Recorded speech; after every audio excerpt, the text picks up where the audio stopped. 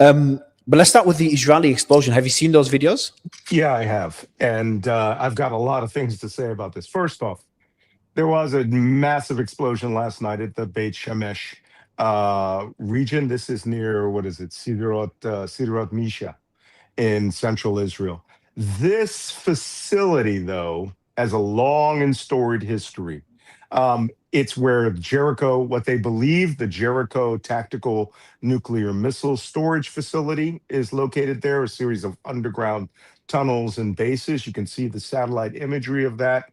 For people in the defense industry, it's a relatively well-known site.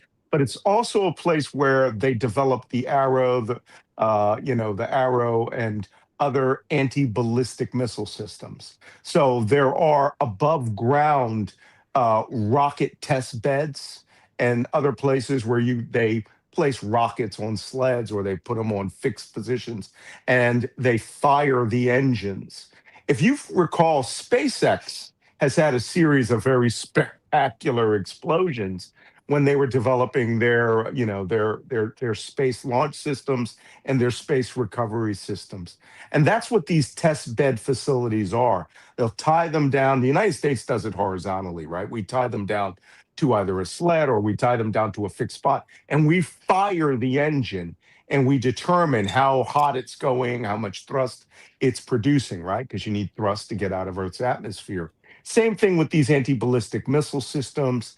Apparently, from the look of that explosion, it was a massive motor that went off. But we've seen motors like this, explosions like this from ballistic missile rocket sections blow up before. I've seen them in China. You've seen them with SpaceX, right? With their, these Atlas missiles. And sometimes these test bed launches may have 3 or 4 stages of missile: the initial launch stage, the separation stage, third separation stage, second separation stage, then the warhead. And they're held together, of course, by mounts and rings. And, sort of like when the space shuttle blew up, it was the side rockets that blew up. In this particular instance, it was pretty clear that whatever blew, it was a massive rocket motor. Why do I say it's a rocket motor? It wasn't an atomic bomb, all right? My dad in 1945 was like hundreds of miles away from Japan, and they saw the atomic bomb go off, right? Because an atomic bomb produces this flash that is pure white energy, and you will literally see your hands through your bones through your hands. That's not what happened here. And then you had that plume of heavy black, thick smoke that went sky high, right? 20, 30,000 feet. That's something that's still consuming itself. And there's no fuel over there, right? It's not a fuel storage facility. So clearly, solid rocket fuels that they would use in like the Arrow ballistic missile or the Jericho or systems like that would continually burn. Is it possible that it was a storage facility that went off? That's possible also. But the most likely thing is that they had one of these massive, long ballistic missile engines, anti-ballistic missile engines on a test bed, and it just blew and burned its way through the entire, could have been 3 stages, and all of them just exploded simultaneously and then consumed themselves. That's what, and some of those videos are pretty dramatic, like those guys shouting, "What the fuck? What the fuck?" Yeah, if you've never seen it before, it's amazing, right?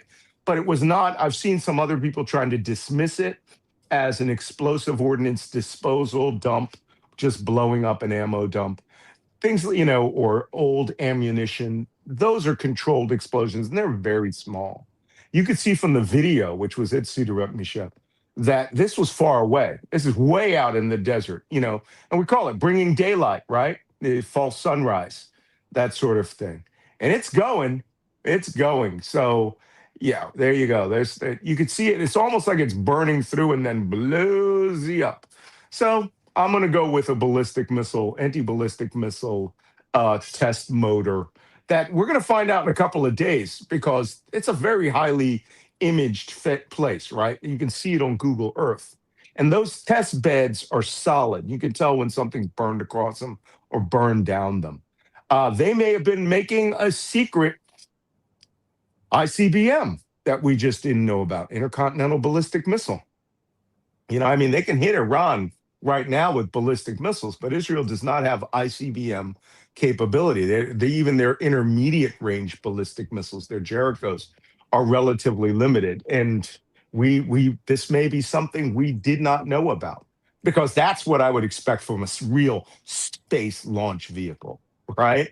Of something that's like the Saturn V, something that's taking something way out of Earth's atmosphere and bringing it back. And that would be an intermediate range ballistic missile or an intercontinental ballistic missile. I don't know, but it was not an atomic bomb going off. The Jericho 3 is an ICBM, isn't it? I think it's an IRBM. Yeah. Which is what? Intermediate range ballistic. It can fire within, it's the equivalent to the Khorramshahr 4 in Iran. It can go to Paris, right? It can go to London. But ICBM would be going to the United States, going to China, something along that line. How significant would it be if Israel does develop an ICBM? Well, you'd have to ask yourself, what would be the purpose of Israel having a ballistic missile that would loft as far as 20,000, 10,000 kilometers? I mean, firing into where? Australia, ballistically launch against Cleveland, Canada. Well, what would the purpose? So do you think there'd be significant political ramifications if they do develop an ICBM? There would, because then you would be talking North Korea, China, right? Those are the only two active hostile states to Israel that Israel cannot touch now by aircraft and its regional ballistic missiles. And so you think that was, I'm just looking at which countries have an ICBM. Okay, there's not many that have an ICBM. No. US, obviously US, Russia, China, France, UK, India, and North Korea. But North Korea's one is, how is North Korea able to develop so much? Is it really that capable? Because that's becoming, the guy is a maniac, and we're just ignoring his constant tests and his constant developments. Can they be intercepted? How significant are the North Korean ones? Well, North Korean, they're significant. What makes them an ICBM is their ability to hit the United States from North Korea, which is, if you think about it, it's not as far as you think, right? Maybe 4,000 kilometers. You can hit Alaska from North Korea with what they have right now. The real thing about ICBMs, and I think you might have actually been right about Jericho 3, but I think it needs a little more edge to really become an ICBM. It's about hitting countries on the other side of the earth. And considering North Korea is pretty far up there, right? Going over the curvature of the earth, it's not hard to hit Alaska. It's relatively close. And I know there was a made-for-TV movie recently about North Korea firing a ballistic missile that hit Chicago, and we miss, right? So, but can we intercept? Do you think the US can intercept a North Korean ICBM? I think now we could. Yeah, we definitely, with the anti-ballistic. It's crazy that I'm obviously non-interventionist and a pacifist, but it's crazy that North Korea is given that kind of that green light to be able to keep making this with little ramifications beyond the ongoing economic sanctions, and even that China's allowing them to build those out. Like, why would China want a China's country? China's never going to be attacked by North Korea. If you think about it, it's a shield, right? A deterrent shield against the United States. It's their Hezbollah. It's their Hezbollah. Yeah, a nuclear-armed Hezbollah. Not even, the thing about Hezbollah is, at least they're co-religionists. There's no co-religionists in North Korea. And then Trump just allowed them to do whatever they wanted once he had his bromance with them. And we had been actively stopping them, negotiating with them, disrupting their materials pipeline.